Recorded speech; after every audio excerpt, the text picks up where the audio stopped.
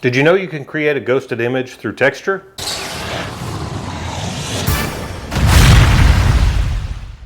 Several years ago I did a video showing you how to do ghost flames using pearlescence and metallics. This time we will only be using metallics, and that's how we're going to change the texture. More on that in just a minute. To start off, how did I get to this point? I started with an artist panel, a gessoed artist panel just like this. It's a 9x12. I always start by scuffing these panels lightly with a red Scotch-Brite just to give a little bit of a tooth for the paint to really bite in and stick to, especially when you're going to be using masking techniques. Once the panel has been scuffed, then I'll come back in and clean it quickly with some spray-away glass cleaner. Make sure and get all of that residue off. From that point, I went out into the garage and I sprayed 2 coats of Autoborn Sealer White over the panel using my Grex TG7 airbrush. I love that thing. It's got a 0.7 millimeter needle and nozzle set, so it sprays thicker materials and metallics really well for an airbrush. Once the Autoborn sealer was cured, then I came in and sprayed 5, it may have been 6 coats, I don't remember for sure, of the Wicked aluminum base medium. Again, I was using my Grex airbrush for this because it's a relatively small panel.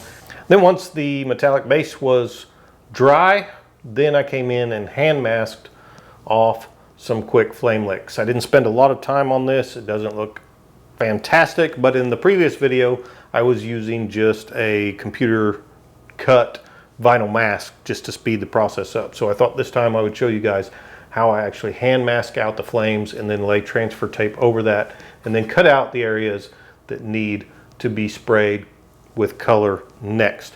So that's how we got to this point. Now on to the texture part of it. How we are going to create a ghosted image or ghost flames with texture is using different grades of this aluminum base. Createx makes a aluminum base fine, an aluminum base medium, and an aluminum base coarse. They're all just a little bit larger flakes than the previous version.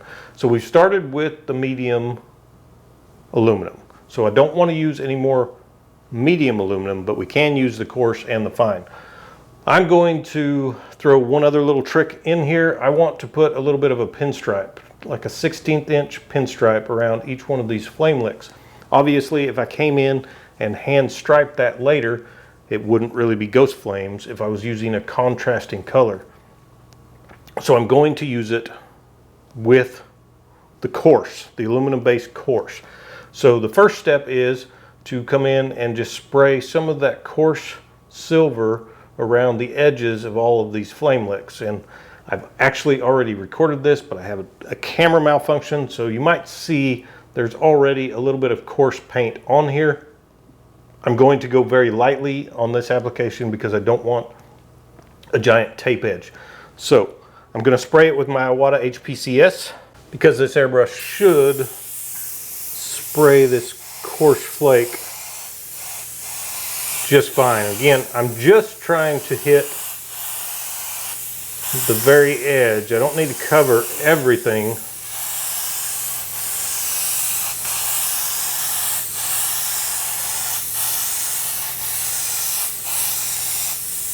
On the panel. And again, because I've already done this once, I'm only going to put that 1 coat on the panel. I'm just using air now from the airbrush to kind of flash dry it.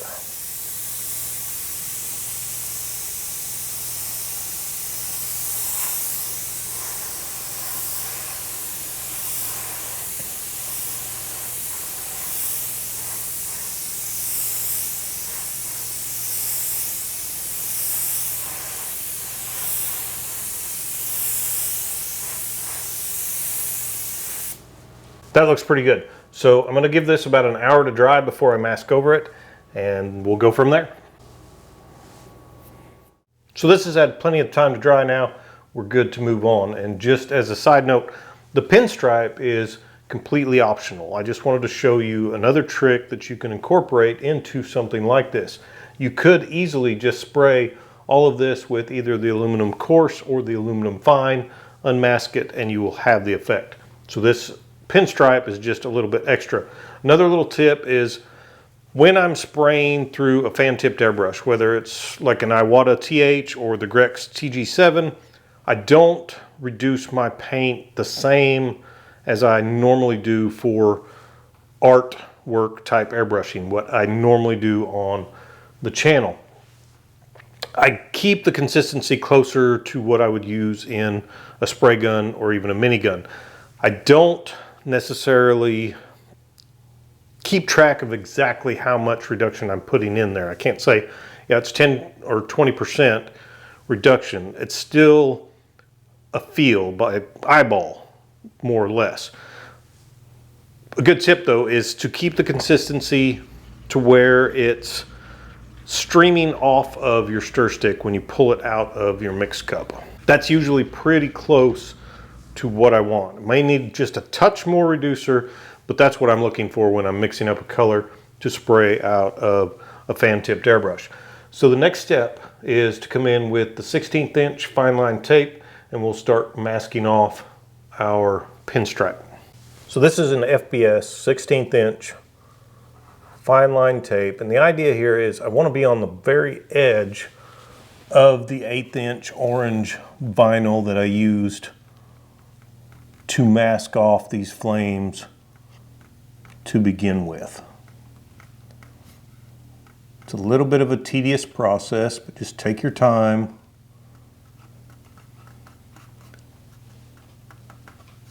Try to be as close and as accurate as you possibly can.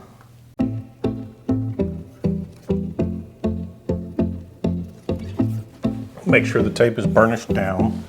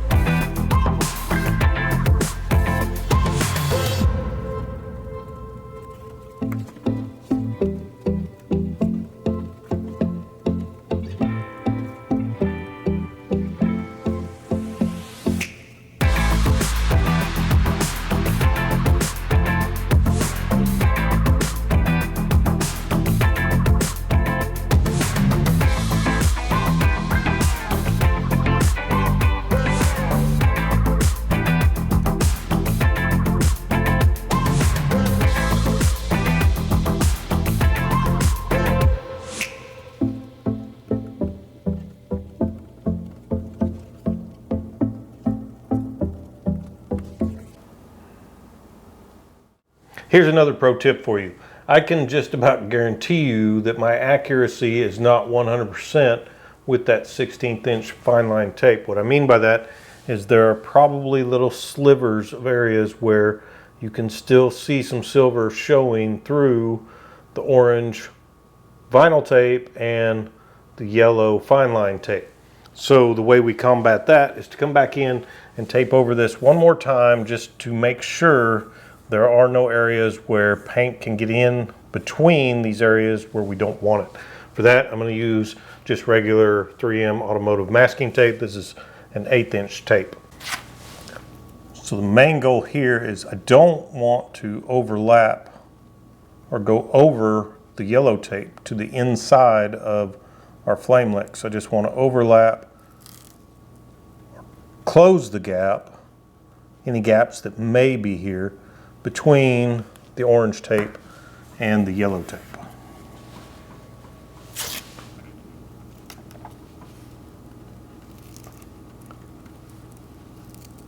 Takes a little bit more of your time, but it ensures you have a very clean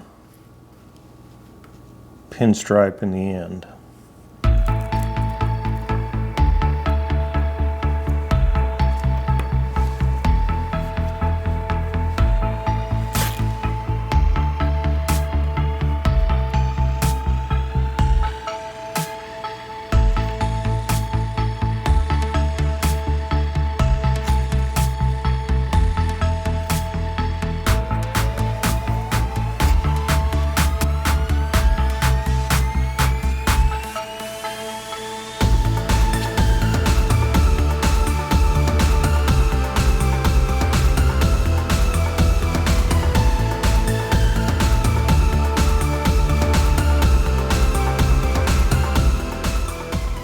This tape doesn't make those sharp curves as well, so you may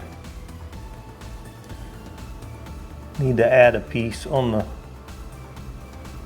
curves themselves, just make sure everything is covered. But you pretty much see that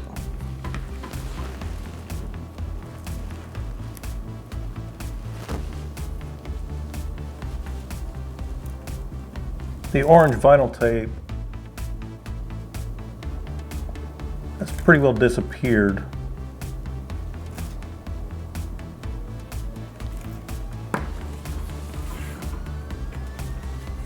On this bottom set of flame links, and that's what I'm after.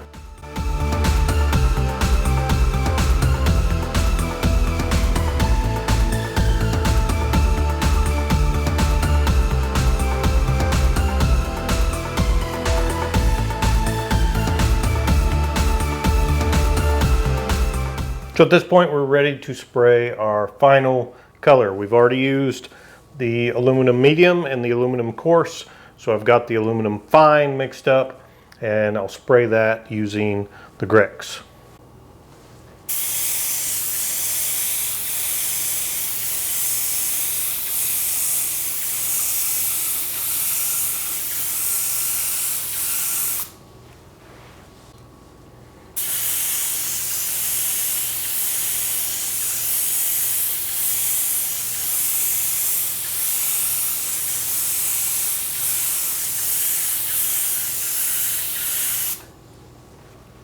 So I gave that final paint layer plenty of time to dry. It was about an hour before I unmasked it. I don't know if this camera angle is showing exactly what it looks like, but there's a couple things that I wanted to mention before I show you what it actually looks like.